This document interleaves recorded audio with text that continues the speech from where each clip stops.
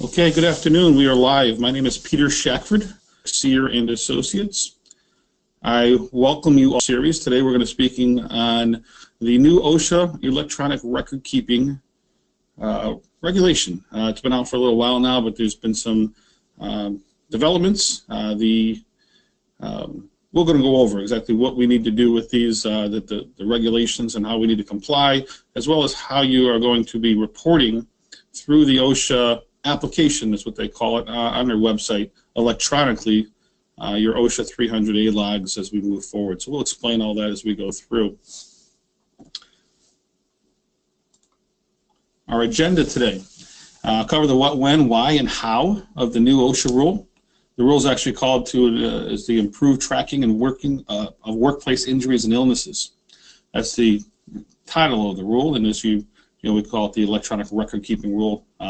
People are familiar with that, but we're going to do a walkthrough of the ITA, the injury tracking application that OSHA has. It is now live, so companies can go in the OSHA website, as I'll show you, create establishments, as well as download or upload, I should say, your OSHA data that you're requesting. We're not recommending you do it at this time. You have a few months left, a couple months left to do so. We're going to walk you through on how to do it. We'll talk about some other regulatory requirements of the rule and really understanding the anti-retaliation portion of it. There's been a lot of conversation and controversy regarding that. So we're going to go through some of the finer points of it.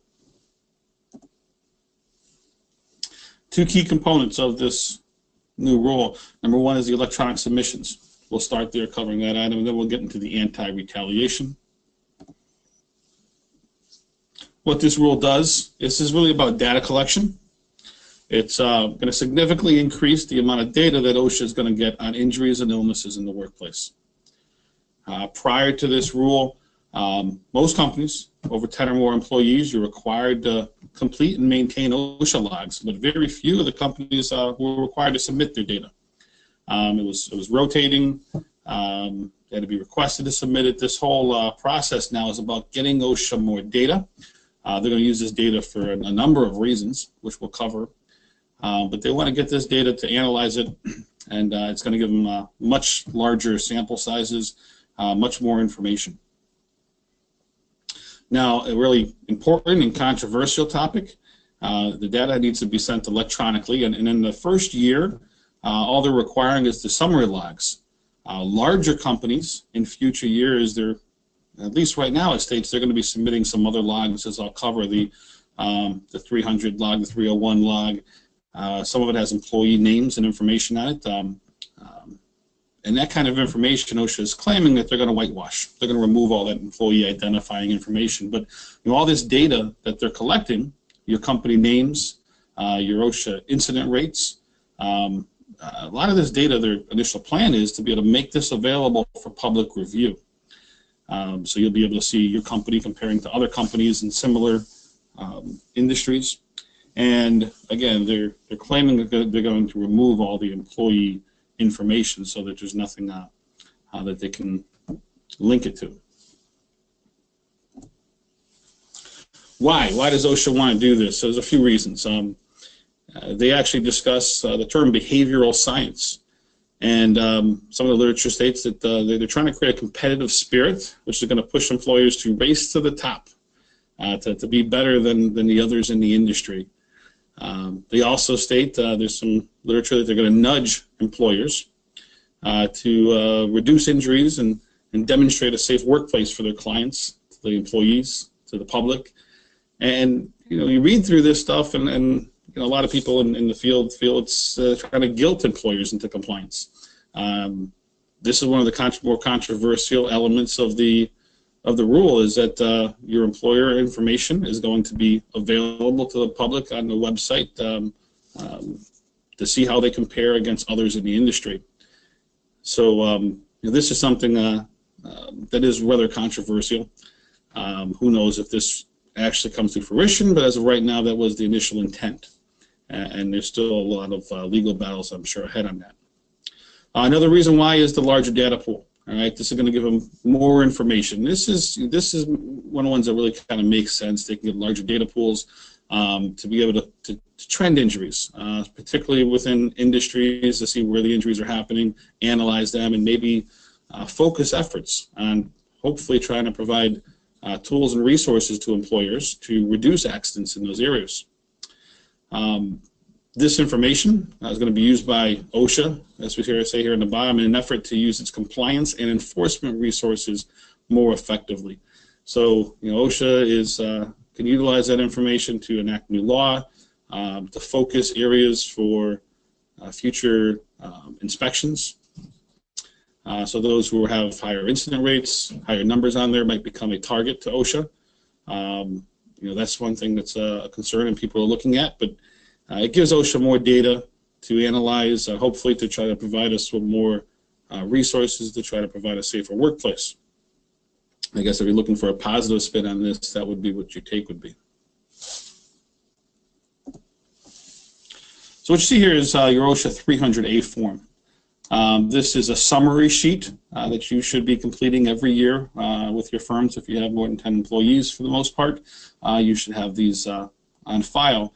And all it is a summary here. There's no employee names on it. It's just it's going to cover the number of injuries you had, things along those lines. So this summary sheet, as we'll cover, this is the form right now that's going to be required to be submitted this year by the majority, if not all, of your companies. Who must submit these things? Well, we'll start off with large companies with 250 or more employees. This first year, as I said, they're going to be required only to submit that 300A form.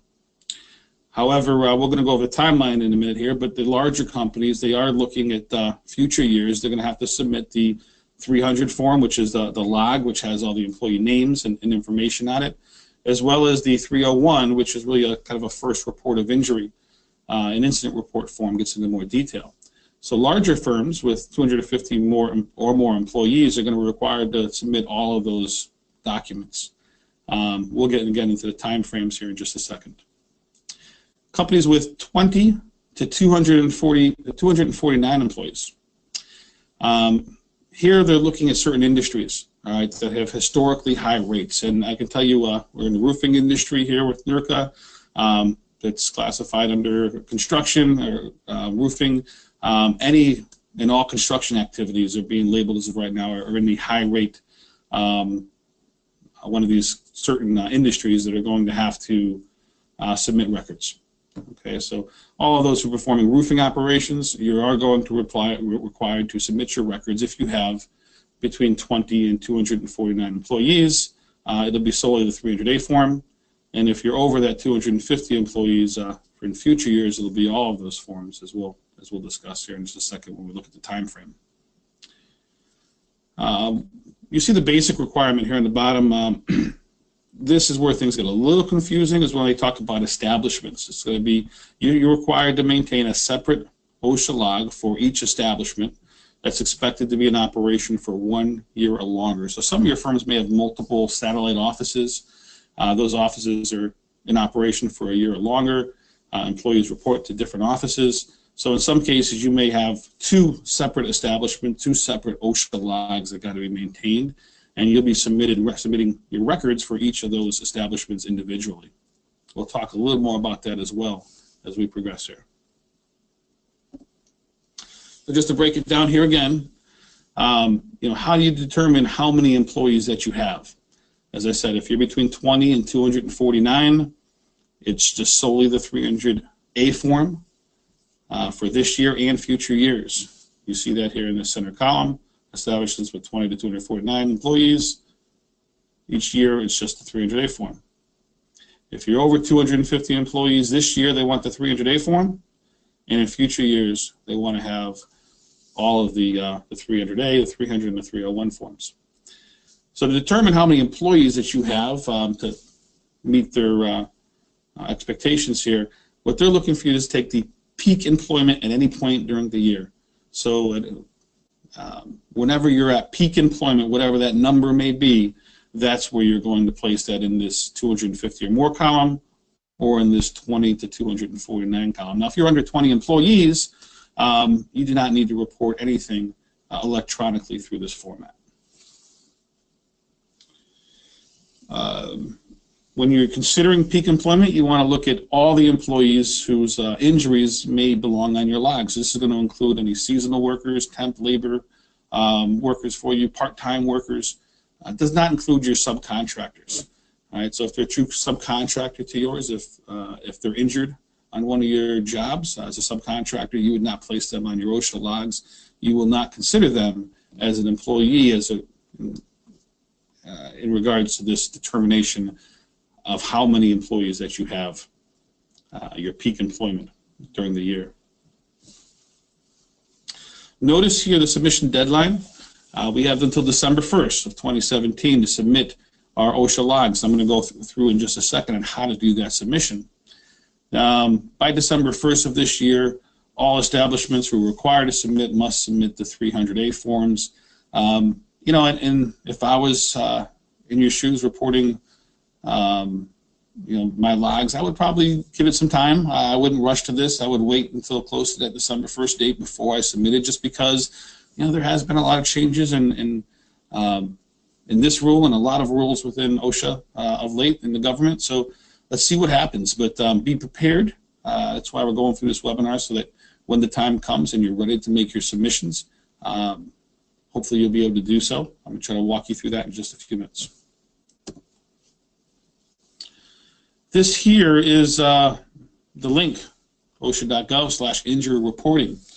And I got to tell you, you know, it's not the easiest thing to find right now on their website. So take note of that link, OSHA.gov/injury reporting. If you just typed into a Google search engine, you know, OSHA electronic submissions, you might be able to find it that way. If you go to the OSHA website, OSHA.gov, it may take a little navigating to actually find it. But this, you have the link here now, OSHA.gov/injury reporting. It brings you to a page that looks just like this. And the key thing to note here is this item on the right. It says Launch ITA. ITA stands for Injury Tracking Application.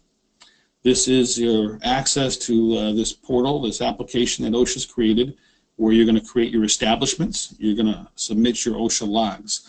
And there is a bunch of information, as you see here. This is a screenshot, but there's a bunch of questions and more information if you need more information on how and why, and you know, information about this rule on this page here. Many more links.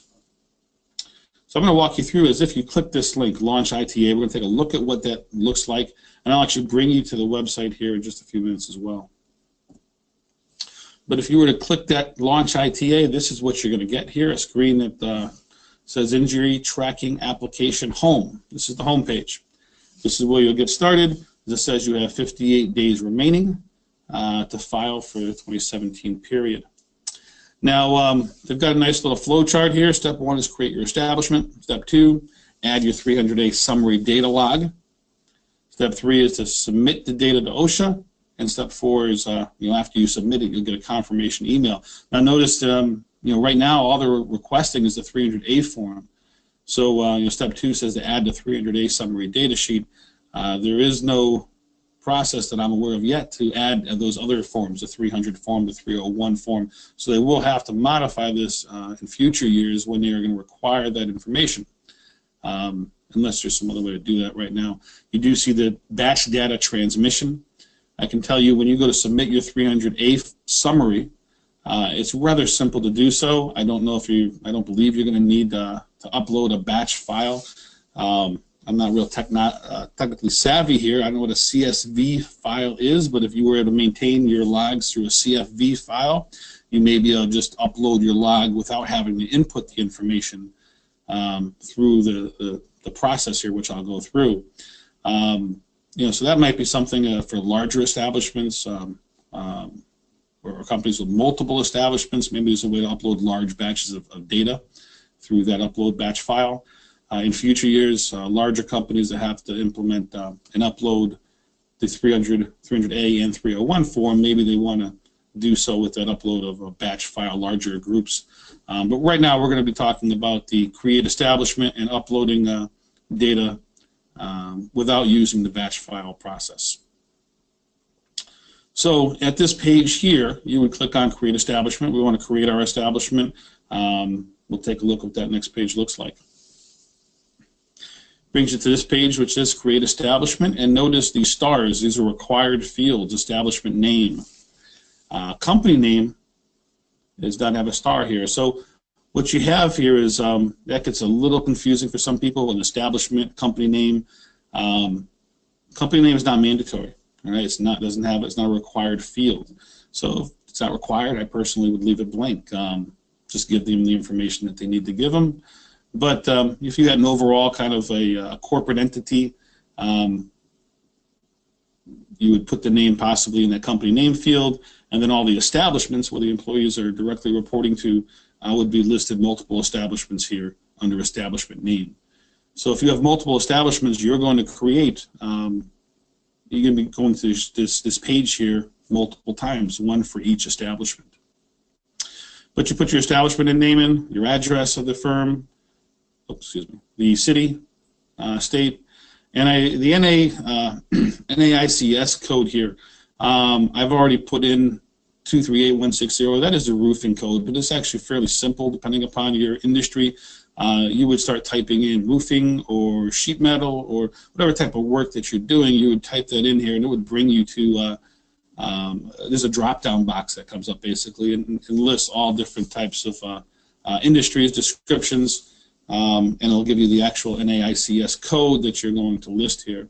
That's the North American Industry Classification System.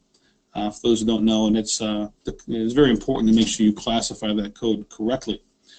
When you do the drop-down box, there are multiple different types of roofing descriptions, but all of them have that same code at the end of the day, 238160. So you can take note of that and put that into it when you create your establishments. You're going to list the maximum number of employees at the establishment for this year. And again, this is your peak employment number. Not the amount of employees who have worked for you throughout the whole year. You may have people coming and going, but at the peak, what was your number? Under 20, 20 to 249, or over 250. Now, if it's under 20, you're not even required to submit anything in here. You know, so that interesting that they have that link up there. Maybe there might be some requirement for smaller firms, but as I'm aware of right now, under 20, you're not required to submit information. And then is this establishment part of the public sector? Yeah, yes if it's state government, local government, or no if it's part of a private sector. And you're going to click the Save button. When you click the Save button, it's going to create your establishment. You create your establishment, it brings you to this page here. You see I've created an establishment called Hetrick Sear South, just as an example here. From this page, you're going to see that you have a link to add 300A summary. All right, we're going to go there in just a second. I'm going to bring you right to the web page, and we're going to click on it. I'm going to show you how to do that. It was easier than me making more screenshots here for you. But so far, it's a fairly simple process. We've created our establishment. Next thing we need to do is add the 300A summary data. And notice edit details in here. If you made a mistake, you can go back and make some changes.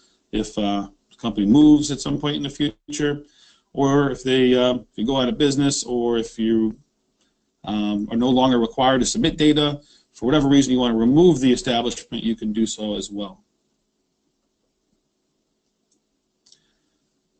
So when you click on where was the Add 300A Summary form, you come to a page that looks like this. And I'm going to actually take you out of this for a second and bring you right to it. Okay, so we're live now. This is on the OSHA website. You should be seeing the screen here.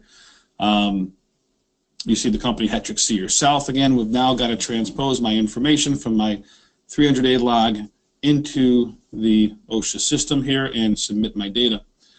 So for as an example, average number of employees, I'm just going to list that there are 20 employees.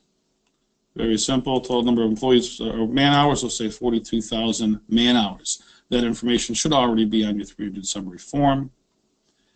Did any recordable work-related injuries or illnesses occur at this establishment? Can I click yes or no? Notice when you click no, if I click no, all the fields are locked. I can't change any of these fields down below, okay?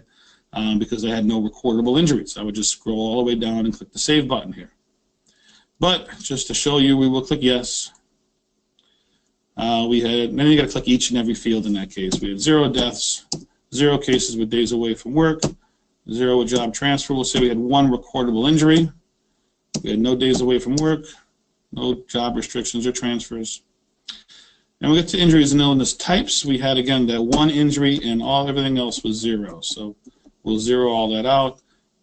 Again, this is easy information to get off your 300-day summary form. We hit the Save button, and we'll go ahead and process this information. Now, please note, this has not yet been submitted. All I've done right now is I've took my information, I've got it prepared, but the next step, I can review my information, 1 recordable injury, everything else is 0, it was an injury. The next step is to hit that Submit 300-day data. Okay, I'm not going to hit that Submit data because this isn't accurate, it's just an example. But when you submit that data, all you're going to do is get a confirmation email and you are done. All right, that's the electronic submissions. If you had another establishment in your firm under a different name or even under the same name, just a different satellite office, you would then have to go and continue this whole process a second time for that second establishment. Again, the only step we're missing here, you just submit that data and you'll get your confirmation email, and then you have then met your requirements for this year for electronic submissions. So we'll go back to our presentation. That is the injury tracking application app. Right? Not a lot of people have seen that yet, but again, it seems fairly simple to use right now. I don't know of any firms yet that have begun submitting, and again, as of December 1st, everybody is required to if you have more than 20 employees. So you're only submitting your data for the 2016 year at this point. 2017 is not completed yet. Do not submit for 2017. You will be submitting your 2016 data as of December 1st.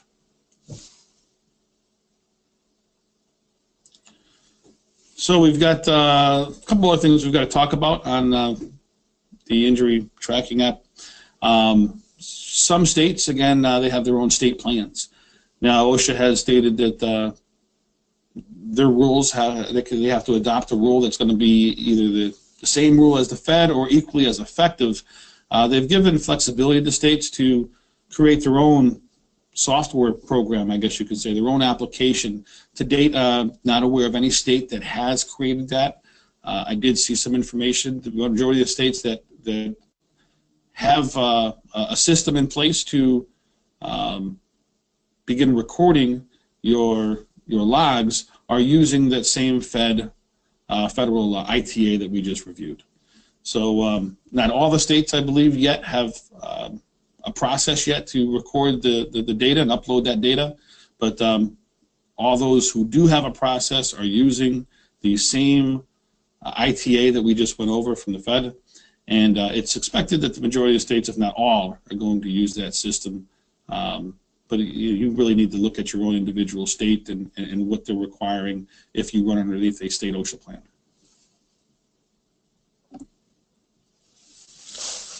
So that's the electronic record keeping portion.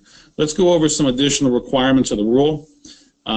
These items were all required to have been completed as of December 1st, 2016. So these are all currently in effect. It's just that electronic record keeping portion that was delayed. So the big issues here, as far as these other requirements, is to ensure policies and for reporting and injury analysis are not unreasonable. And what OSHA is looking at here is do your policies discourage employees from reporting? As we go through the anti-retaliation section of the rule, you're going to see that's a primary concern of OSHA, is that some of the policies and procedures that companies have in place, it may deter employees from wanting to report in fear of disciplinary action, in fear of post-accident drug testing, as they talk about, or possibly affecting peer pressure by affecting rates or things that may cost other employees safety incentives. So safety incentive programs is something that we're going to talk about. You should all make sure that you inform your employees of their rights to report and that they're free from retaliation. This should be something that's in your safety handbooks, possibly your safety orientation programs. Something really should be documented, that your employees have been made aware that they have a right to report and that they are free from retaliation. Now, this is standard language, been out for a long time, but with the new rule, again, it's just something that we recommend that you have documented in some manner or fashion. As I said, the anti-retaliation provisions of this rule, this has been a lot of controversy on these particular components. The three key areas of focus within the rule, as I said, are under disciplinary action, and this is largely in regards to writing employees up, disciplining employees because they reported injuries late. There's a lot of talk in the regulation, in the rule, the preamble to the rule, about late reporting and disciplining employees for reporting injuries, not just late, I should say, but also because they were hurt and because they received an injury, then they get a disciplinary action as a result of that, maybe for violating a safety rule. We'll explain a little bit more about that. Post-accident drug testing, we'll get into detail here, but they feel that in some cases, post-accident drug testing can be punitive and deter reporting of injuries. They are not solely stating that we can't post-accident drug screen employees, but they do have some thought on it, which we'll go through. And as I said, incentive programs, we'll cover those. We're really concerned about the structure, focused on injury rates and things like that. So with regard to the disciplinary policies, OSHA must show that the employer either lacked a procedure for reporting work-related injuries or illnesses, or the employee had a procedure that was unreasonable. And they use that term unreasonable quite a few times in the literature that I've read in the preamble and some of their comments and answers to questions. So again, we have to make sure that, for the one, we have a policy and a procedure to report. That should be in writing. Employees need to be made aware of it, and I strongly suggest you have them sign off on it. But it needs to be reasonable. What do they mean by reasonable? Reporting guidelines can require employees to report as soon as practical after they realize they have an injury or illness, which is work-related. The primary concern here is those rigid and blank policies that write employees up, discipline employees when they report injuries, regardless of the circumstances. If it's late after the 24-hour period or 48-hour period or whatever your policy is, there should be some flexibility to account for incapacitation or employees who are just unaware that they were injured. There are times, automobile accidents, for example. The employee may have felt fine at the time of the accident, maybe reported there was an accident but did not report the injury, and a few days later they're feeling soreness, pain, and then want to report that they were injured. Now, some policies that are blanket and rigid might actually then discipline that employee for reporting that injury days later, when in fact the employee was unaware that he or she was injured at that time. So those are kind of the policies that they want you to avoid. Make sure you have some flexibility in the writing that requires it to be reported as soon as practical after they realize they've had an injury or an illness.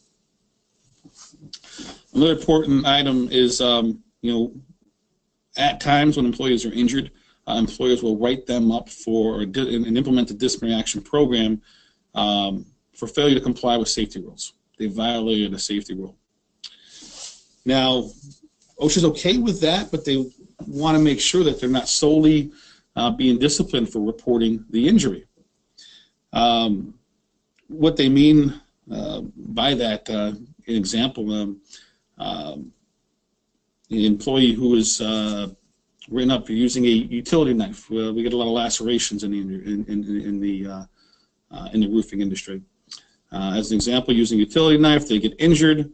They're written up for violating a safety rule, improper use of the knife. Maybe the knife was dull. Maybe they were cutting towards the body. They violated a safety rule, so they're then disciplined.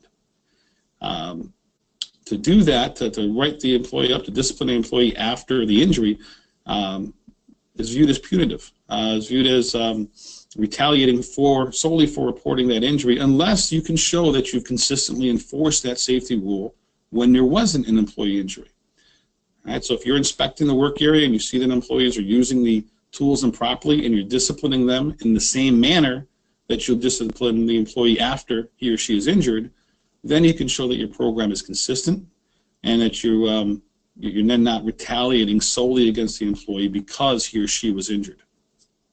So the key thing there, if you're going to discipline employees after they're injured for violating a safety rule, make sure that you're consistently enforcing that even when employees are not injured.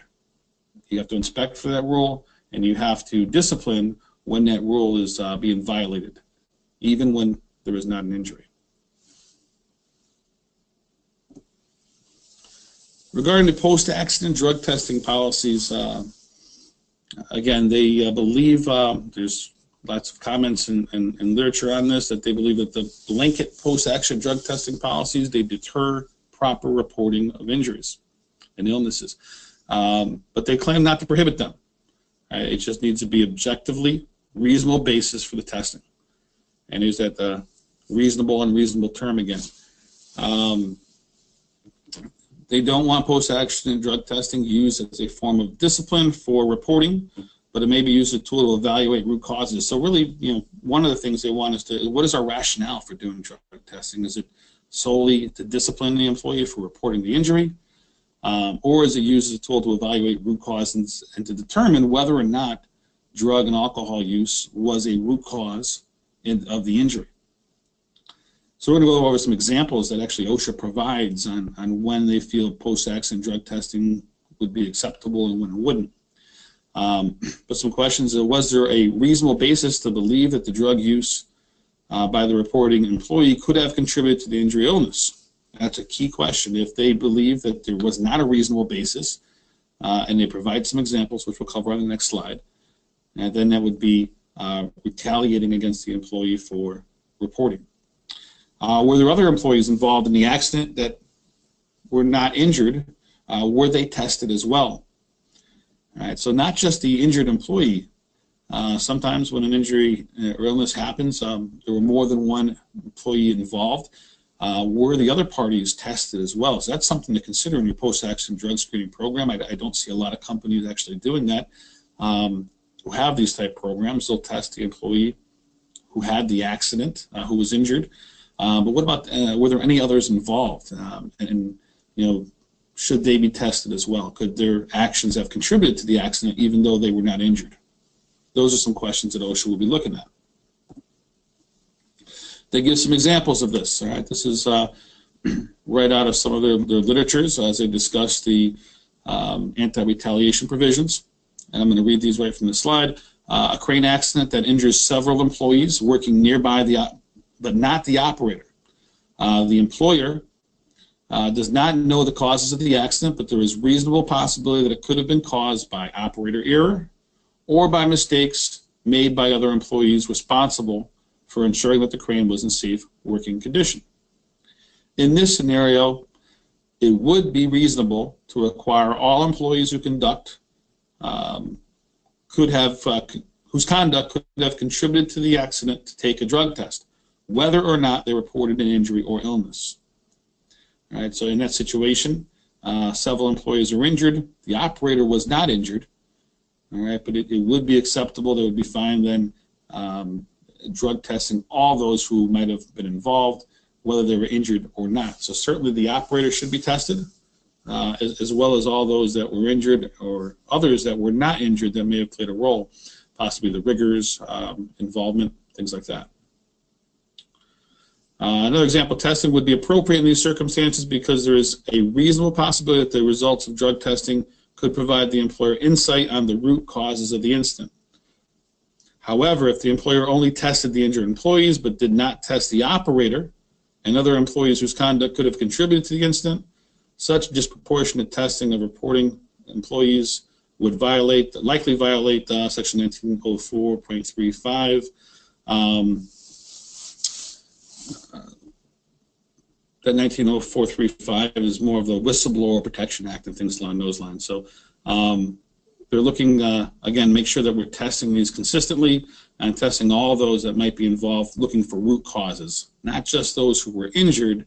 They believe in that case it would be retaliation for reporting the injury. Other examples: drug testing an employee for reporting a repetitive strain injury would likely not be objectively reasonable because drug use could not have contributed to the injury.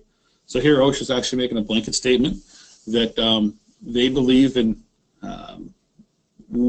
likely that repetitive strain injuries, repetitive motion injuries, musculoskeletal type injuries, repetitive strain injuries would likely not cause, or drug use would not have contributed to the injury.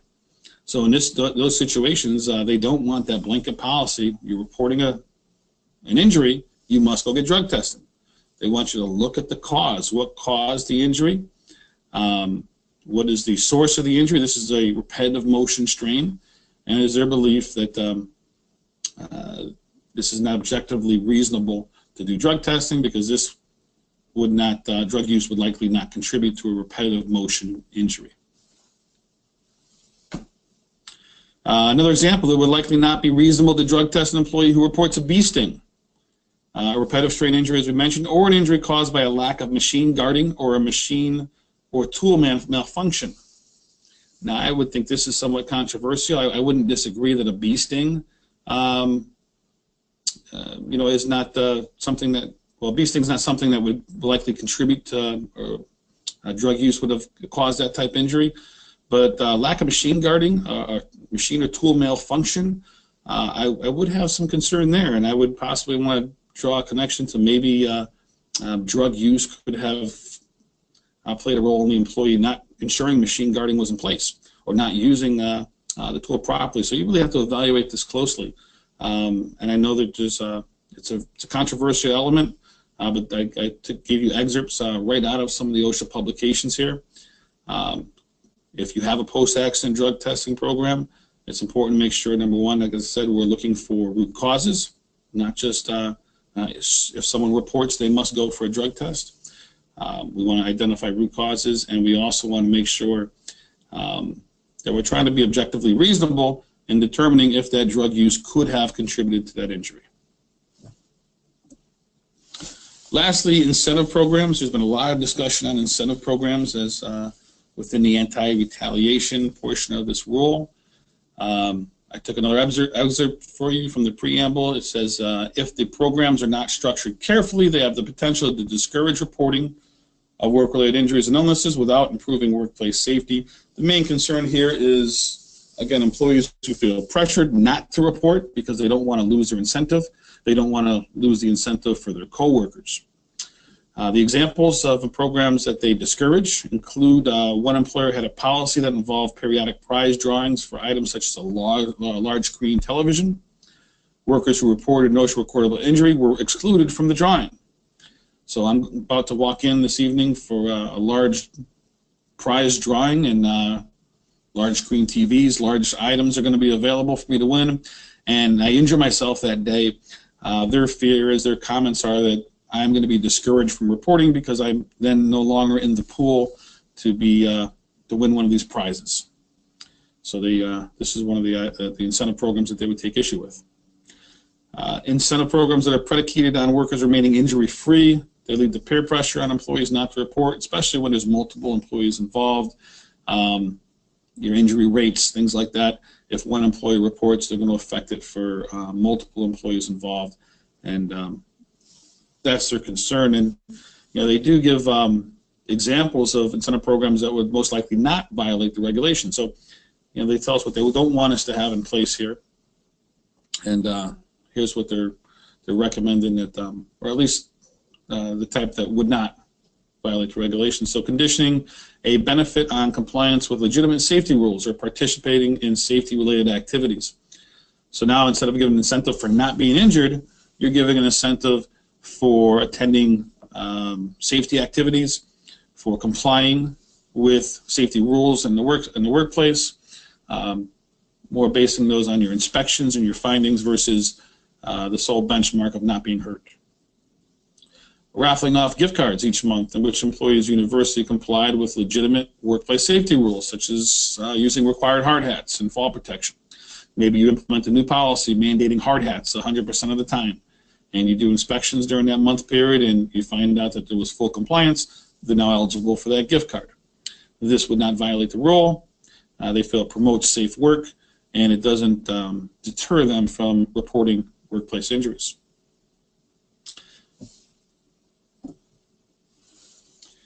So just to summarize things that we've talked about here, we want you to ensure reporting procedures that they're not rigid and blanket. Permit reporting as soon as practical after they realize the injury or illness. Even if you don't, a lot of companies may state report immediately, report within 24 hours, workplace injury, and you may already be practicing that reasonably and allowing some flexibility, but your policy reads differently. I would consider adding some language to it, again, as soon as practical after realizing the injury or illness, rather than a blanket policy which reads that I must report within 24 hours of the injury. I may not have known of the injury within 24 hours. Now I have the policy which states that I'm violating it because I didn't report it, and the fear is that policy may deter me from reporting. Employers should provide and document retraining. So I said this should be documented. Have your policy in writing through a handbook, refresher training, your safety orientation. Go through with your employees on your reporting procedures and expectations and have them sign off on that. We talked about the ITA, the tracking application from OSHA now electronically. Roofing contractors with 20 or more employees must report by December 1st, 2017. Electronically through the website there, and again, you're reporting your 2016 data. All right, 2017 obviously is not complete yet, so you're going to wait to report that 2017 data. Right now, this December 1st, 2017, you're going to put your OSHA logs in for the 2016 calendar year. Just a summary form, 300-day summary form, as we walked you through earlier. Going to review post-accident drug testing policies. If you have a post-accident drug testing policy, review it. You may want to have some meetings in the office, make sure it's being implemented properly to avoid the anti-retaliation claims under the rule, as well as your incentive programs. Make sure that they don't discourage reporting of injuries or illnesses.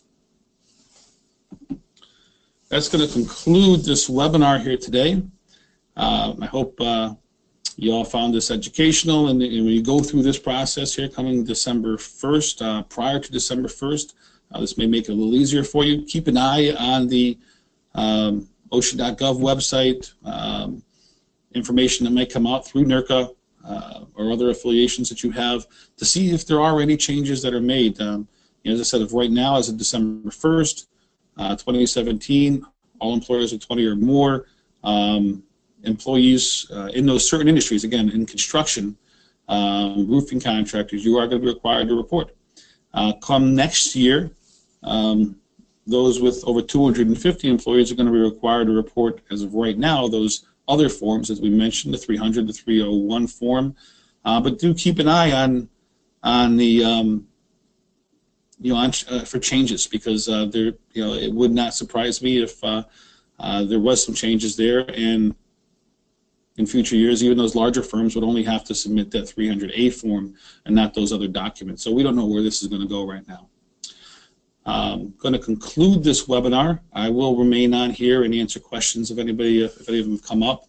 I thank you all for attending, and I look forward to seeing you all at the next NERCA educational webinar.